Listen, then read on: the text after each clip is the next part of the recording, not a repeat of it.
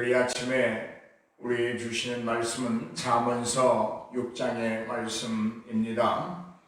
잠언서 6장의 전체적인 주제는 여호와께서 미워하시는 것들에 관한 말씀입니다. 자, 여호와께서 미워하시는 것들을 우리는 행하지 않아야 된다라고 하는 주제이지요. 먼저 1절로 19절을 살펴보면 보증에 관한 문제, 그리고 게으름에 관한 이야기, 또 악함, 교만, 거짓, 이것들에 관한 말씀으로 되어 있습니다. 우리는 세상을 살아가면서 이웃과의 관계라고 하는 문제가 대단히 중요합니다. 이웃과 어떤 관계를 유지하고 사는 것인가 대단히 중요하죠. 그래서 때로는 보증이라고 하는 문제가 앞에 놓일 때도 있습니다. 보증이라고 하는 것은 내가 상대의 빚에 대하여 그 상대가 다 갚을 때까지 그 빚에 대한 나의 담보를 말하는 것이죠. 즉, 내 재산을 그에게 빌려주는 것과 같은 그런 일이지요. 보증은 큰 위험을 안게 되는 것이 사실입니다. 직접적으로 제가 그런 큰 경험을 했던 사람이기 때문에 보증에 대한 피해를 제가 너무나도 잘 알고 있습니다. 또 이 신용카드라고 하는 것도 사실은 빚입니다. 한때 우리나라 신용카드가 너무 무분별하게 발급되어서 경제적으로 대단히 위험한 그런 일들이 있었고, 또 비우량 주택담보대출이라고 하는 것 때문에 경제가 대단히 어려워진 때도 있습니다. 그래서 국가에서 때로는 대출을 억제하기도 하고 상환을 촉구하기도 하고 하는 것이죠. 잠언서 11장 15절에 보면 그런 말씀을 하고 있습니다. 타인을 위해 보증이 되는 자는 손해를 당하여도 보증이 되기를 싫어하는 자는 평안할 것이다. 여기 손해와 평안이라고 하는 말에 주목해야 됩니다. 보증을 서는 자는 손해를 보게 되고 보증을 싫어하는 자는 평안하다라고 말씀하고 있습니다. 이 말은 결국 타인을 위하여 보증하지 말아라 라고 하는 말씀이죠. 잠언서 17장 18절에 보면 지혜 없는 자는 남의 손을 잡고 그 이웃 앞에서 보증이 된다. 이 남의 보증이 되는 것은 지혜로 연관지어 말씀하고 있습니다. 그러므로 지혜 있는 자는 타인의 보증이 되기를 싫어한다. 그래서 자신의 평안을 지켜낸다. 이런 말씀입니다. 그런가 하면 잠언서 20장 16절에 보면 의인들의 보증이 된 자는 그 몸을 볼모로 잡히는 것이다. 결국 보증은 영육간에 심한 가시가 된다고 하는 말입니다. 영육을 찌르고 피를 흘리게 하는 가시가 되는 것이 보증이다. 자신의 몸을 볼모로 잡힌다. 결국 그 보증을 상환하기 위해서는, 채무를 다하기 위해서는 자신의 육신의 고통이 따를 수밖에 없다라고 하는 말씀입니다. 잠언서 20장 26절에 보면 남의 빚에 보증이 되지 말라라고 단호하게 말씀하고 있습니다. 여러분, 이웃과의 관계도 대단히 중요하지만 이렇게 하나님의 말씀에 보증에 관한 이 말씀을 잘 주목하시고 이웃과의 관계가 의롭고 거룩하고 경건한 관계로 유지되어지기를 주님의 이름으로 축복해 드립니다. 6절부터 11절까지 말씀을 보면 개미의 이야기가 나오고 있습니다. 여러분, 개미는 감독도 없이 자기 일을 열심히 한다, 그렇게 말하고 있습니다. 그 말은 무슨 말입니까? 스스로 자기를 통제하며 살아가고 있다. 여러분, 일하기 좋아하는 사람 있나요? 나는 참 일하기 좋아한다. 나는 일하는 걸 참 좋아한다. 그런 사람 있나요? 일하기는 다 싫어합니다. 그 일하기 싫어하는 문제는 자기 자신에 관한 통제의 문제입니다. 때로는 인간은 싫지만 사람이기 때문에 도리적으로, 윤리적으로 해야 할 일들이 있습니다. 가령 부모를 공경하는 것, 이웃을 사랑하는 것, 이런 것들은 사람이기 때문에 싫지만 싫어도 해야 되는 일들입니다. 그것이 스스로 자기를 통제하며 살아가는 지혜로운 자의 모습입니다. 우리는 우리 스스로를 통제하기 위해서 어린아이로부터 성인에 이르기까지 하루하루의 시간표를 짜고 살아가는 것 대단히 좋은 생활 습관이다. 저는 그렇게 생각을 합니다.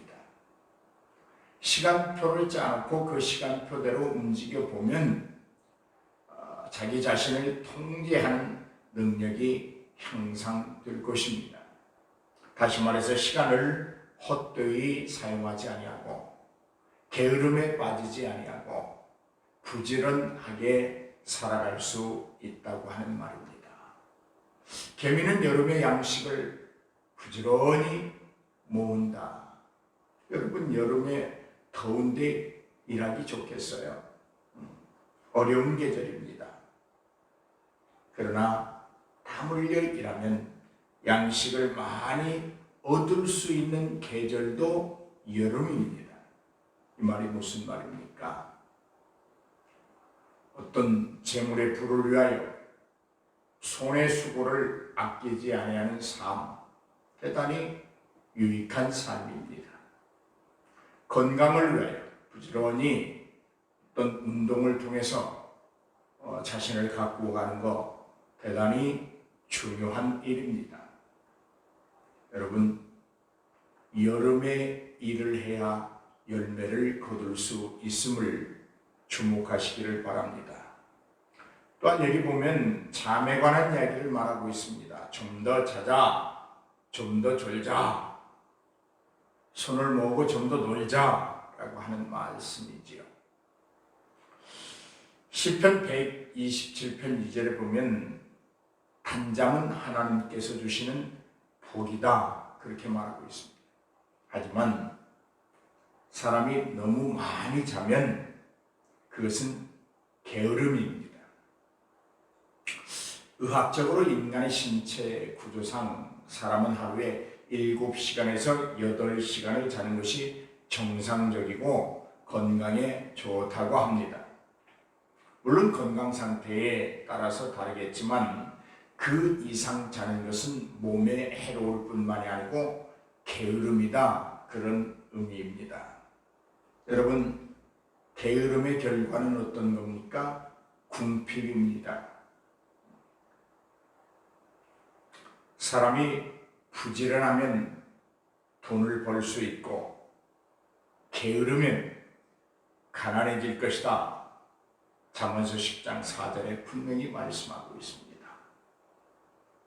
여러분, 개미에게서 배우는 것, 여름철에 더운 날에 일하기 힘든 날에 열심히 일하는 것, 또 너무 깊은 잠에 빠져서 게으름을 피우는 것, 이런 것들은 우리가 잘 주목하고 대처해야 할 일들입니다. 잠언서 21장 5절에 보면 부지런한 자의 경영은 풍부함이 이를 것이다. 경제적인 풍부, 사업의 번창, 게으른 자가 얻을 수 있는 복이 아닙니다. 부지런해야 합니다. 조급한 자는 궁핍함의 이를 따름이라. 부지런한 자는 여유가 있습니다. 남들보다 일찍 시작하기 때문입니다. 오랫동안 지속적으로 하기 때문입니다. 그런데 게으른 사람들은 갑자기 해야 됩니다. 시간이 모자랍니다. 그래서 궁핍함에 이르게 된다고 하는 말이죠. 사도 바울도 이렇게 말합니다. 조용하여 자기 일을 하고 너희 손으로 일하기를 힘쓰라. 데살로니가전서 4장 11절에 말하고 있습니다. 너희가 너희 일하기를 힘써서 해라. 누구든지 일하기 싫거든 먹지도 말게 하라. 데살로니가 후서 3장 10절에 말씀하고 있습니다. 여러분, 부지런하십시다. 남들보다 좀 부지런해야 잘 살 수 있습니다. 남들보다 좀 먼저 움직여야 같은 24시간이지만 25시간, 26시간, 27시간으로 사용할 수 있습니다. 그렇게 사용하는 사람들이 건강합니다. 11절로 15절의 말씀을 보면 불량하고 악한 자에 관한 말씀을 하고 있습니다. 불량하고 악한 자라고 하는 것은 무가치한 사람이다. 왜 그들은 무가치할까요? 악 자체가 가치가 없기 때문입니다. 본문은 무가치한 것은 악한 자의 특징이라고 말하고 있습니다. 가치 없는 일들을 악한 자는 행합니다. 첫째로 그는 입에 사곡함을 가지고 행한다 그랬습니다. 입의 사곡이라는 뭘까요? 입술이 입을 통하여 나오는 말들이 전부 부정적이고 무익, 남을 해하고 덕이란 찾아볼 수 없는 입술들을 말하는 것입니다. 사람의 말은 전에도 말씀드렸지만 그의 인격을 나타냅니다. 그런데 악인의 말은 바르지 못하고 삐뚤어져 있고 남의 말을 오해하고 곡해하기를 잘하는 특징을 가지고 있습니다. 그리고 입이 사곡한 사람들은 자꾸만 말을 만들어냅니다. 자기의 생각이 사실인 양 착각하고 말을 만들어냅니다. 오늘 여러분, 이 사곡한 입술 때문에 오해가 생기고 분쟁이 일어나고 다툼이 있고 분열이 일어난다고 하는 사실을 주목하시기 바랍니다. 여러분의 입술은 아름답고 선하고 거룩하기를 주의 이름으로 축복합니다. 두 번째로 이 불량하고 악한 자, 무가치한 자의 특징은 악한 표정과 몸짓을 한다고 하는 말입니다. 그는 눈짓을 합니다. 사람들을 곁에 두고 눈짓으로 서로 모해하는 일에 아름다운 눈빛을 헛되이 사용합니다. 불쾌한 눈짓을 말합니다. 그는 발로 뜻을 보이기도 합니다. 물건을 발로 차거나 땅바닥을 세게 밟는 것, 쿵쾅거리는 것, 이런 것들을 말하죠.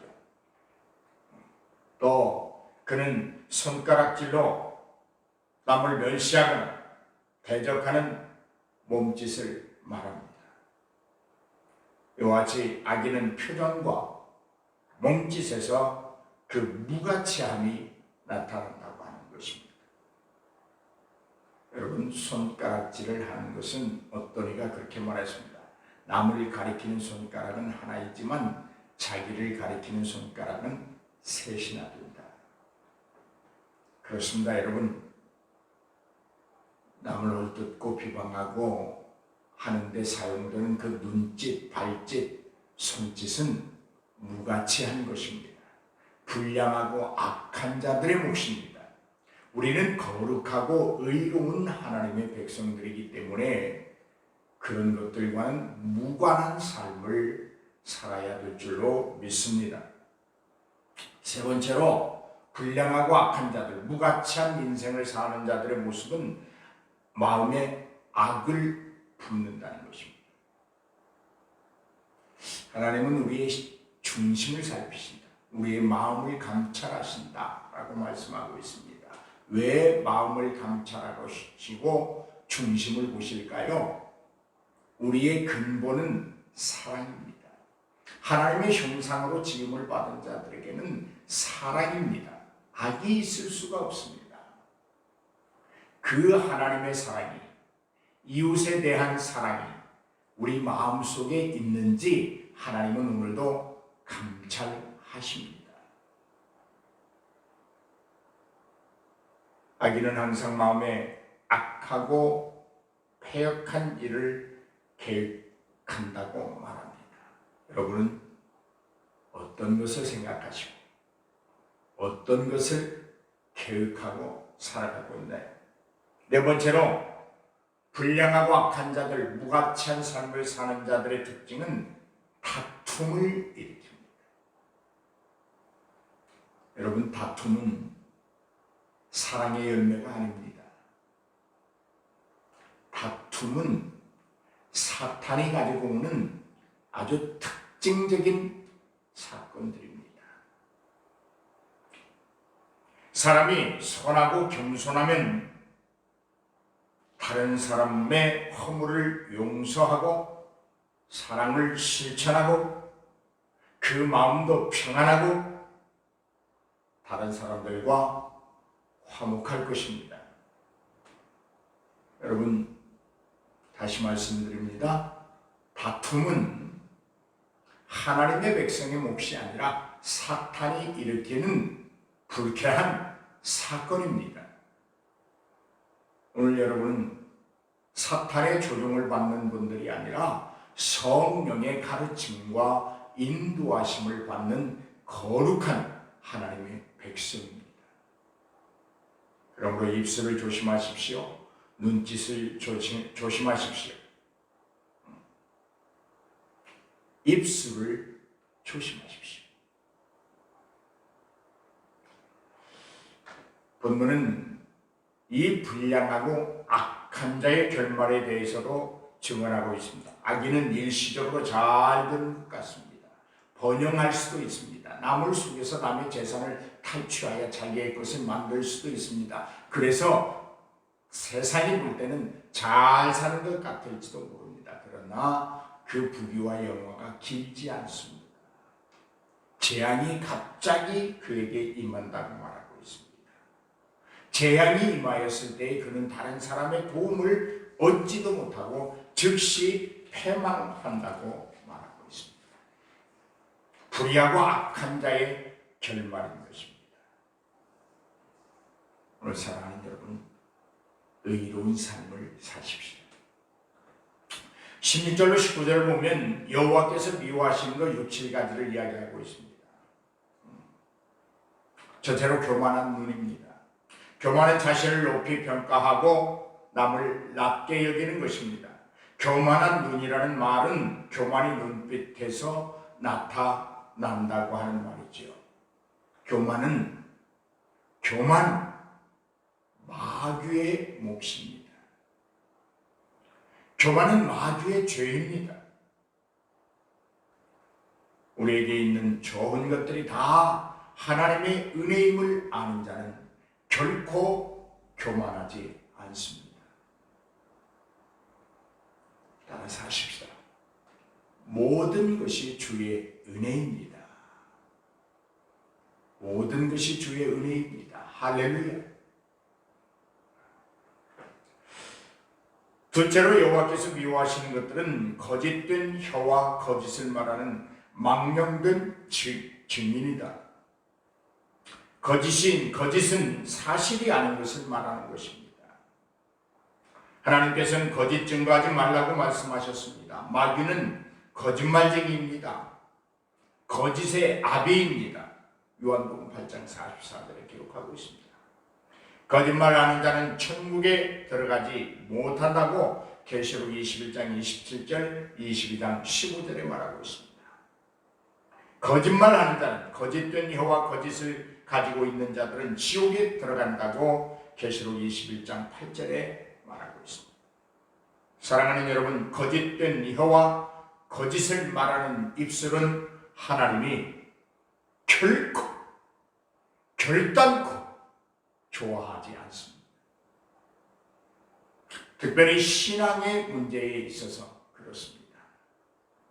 거짓된 입술로 하나님을 부른다고 하나님은 그 입술을 인정하지 않습니다. 진실한 고백이어야 합니다. 다시 말씀드립니다. 특별히 신앙의 문제에 있어서 거짓된 입술, 거짓된 말, 하나님은 결코 싫어하십니다. 인정하지 않습니다. 우리의 신앙 고백은 진실해야 합니다.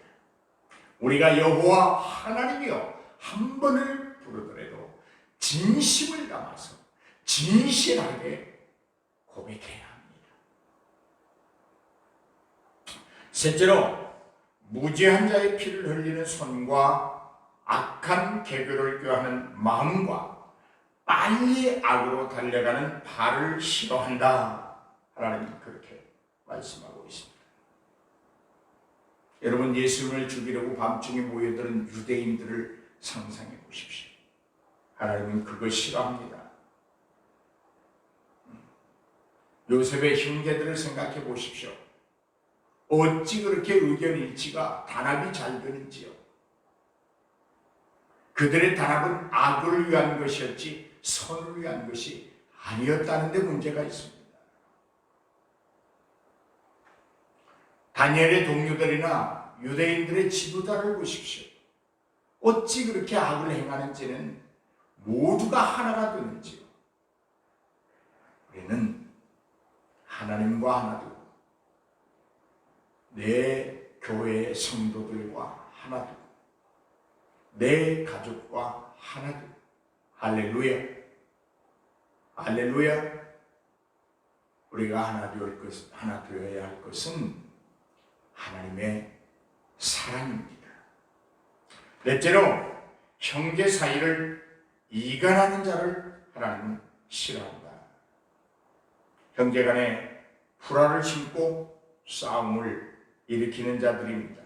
분쟁은 오해와 거짓말, 미움과 시기와 욕심 때문에 생기는 것입니다. 사랑하는 여러분, 교인들 간에 서로가 가지는 욕심, 교만, 시기, 이런 것들은 하나님께서 원치 아니하십니다. 그러니까 결국 오늘 말씀을 쭉 종합해서 말하면 사곡한 입술을 가진 자가 모든 것의 분쟁의 원인이 된다고 하는 사실입니다. 우리 입술은 진실만을 말해야 합니다. 여러분, 때로는 신앙생활의 경건과 거룩함을 유지하기 위해서는 내 눈으로 보았어도 말하지 말아야 하는 경우가 있음을 꼭 기억하시길 바랍니다. 그런데 오늘날 성도들 중에는 내 눈으로 보지도 아니하고 본 것처럼 사실화해서 꾸밈을 정당화해서 말하는 자들이 많이 있으니 참으로 안타까운 일입니다.